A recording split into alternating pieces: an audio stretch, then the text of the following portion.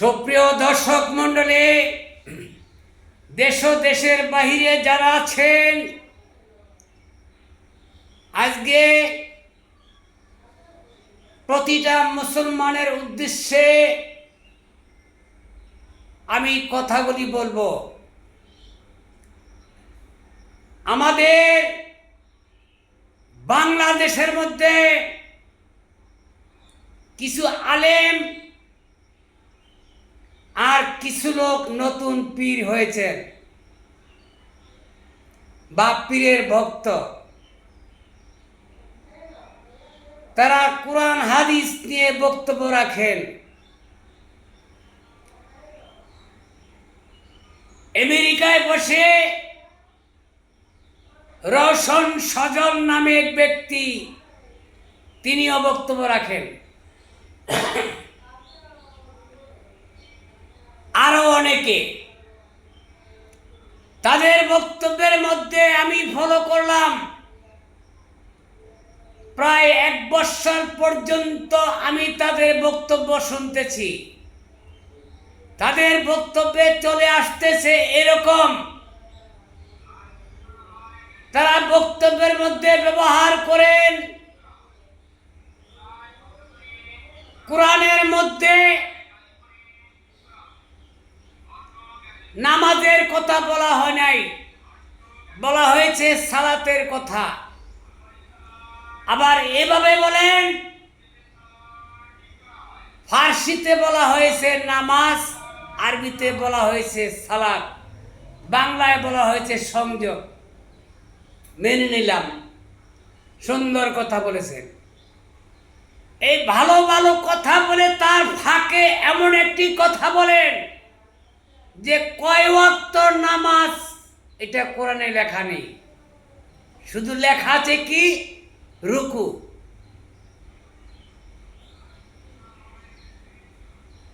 এবার আসেন বাংলাদেশের মধ্যে হাতে গোনা কয়েকজন নতুন লোক পীর দাবি করেন। তারা বলেন নামাজ না পড়লেও চলবে, দাইমি সালাত পড়তে হবে। এখন দাইমি সালাত কি তার মানিটা ভেঙে বলেন না, এবং অহরহ বলে থাকেন যে 5 ওয়াক্ত নামাজ কোরআনে নেই, হাদিসে নেই। চ্যালেঞ্জ করলাম। আমি বলবো, তোমরা কি আসলে আল্লাহর ইবাদত করো? কোরআনকে মানো? যদি কোরআনকে মেনে থাকো তাহলে ওখানে এসেছে মাত্র সংকেত। যেই সংকেতকে ব্যাখ্যা করলে এইভাবে বলা যায়, আল্লাহ পাক বলেছেন আমার কোরআনের একটি আয়াত সারা পৃথিবীর যত বৃক্ষ আছে তা দিয়ে যদি কলম বানানো হয় আর সাগরের কালি দিয়ে লেখা হয়, একটি আয়াতের ব্যাখ্যা করা যাবে না। তাহলে তোমরা যেখানে নামাজের কথা পেয়েছ কোরআনের মধ্যে, সেটা 5 ওয়াক্ত হোক আর 10 ওয়াক্ত হোক, তা নিয়ে তোমাদের মাথা ব্যথা কেন? তোমরা যদি নামাজ পড়তে না চাও, না পড়ো, মিডিয়ায় এসে বলতে হবে আর গুমরাহি লোকের মাথায় ঢুকিয়ে দিচ্ছ, কোরআনকে হালকা করে দিচ্ছ। নামাজ পড়লেও চলবে, না পড়লেও চলবে, 2 ওয়াক্ত পড়লে চলবে, 3 ওয়াক্ত পড়লে চলবে। রাখলাম এখানে। রওশন সজল আমেরিকায় থেকে হাদিস পড়ো, জানি না কতটুক জানো তুমি। তুমি কোরআন নিয়ে ইংলিশে ট্রফিক করো, আবার কোরআনের আয়াত বলো, বলে কি করো? একটা জিনিসকে, একটা আয়াতকে উল্টা অর্থ করে বুয়া সাজিয়ে দাও। 12 আনি ভালো বলো, 4 আনি বোমাটা এরকম মারো যেটা নাকি মেনে নেওয়া যায় না। তোমার এগুলি করার দরকার কি?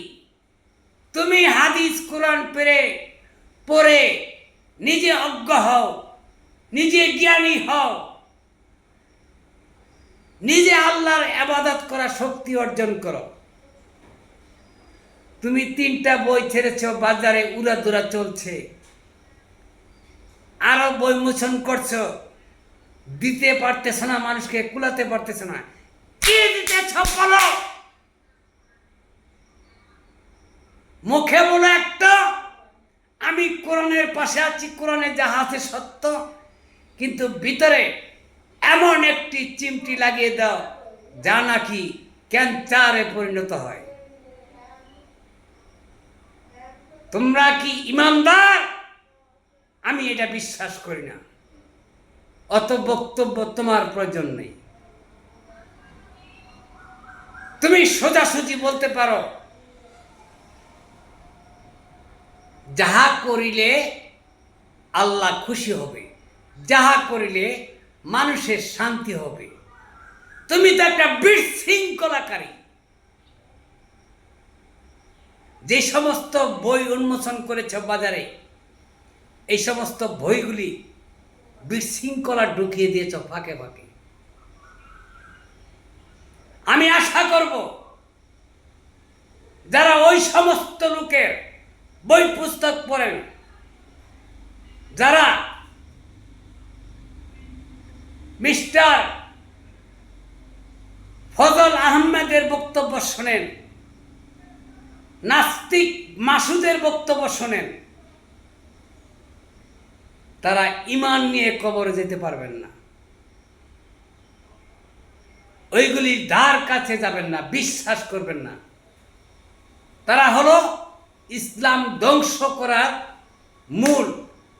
এদের দিয়ে ইসলাম ধ্বংস হবে, এদের দিয়ে কিয়ামত চলে আসবে, এদের দিয়ে পৃথিবীতে আসবে খানিদর জাল।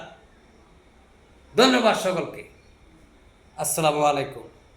যদি ভালো লাগে সাবস্ক্রাইব করবেন।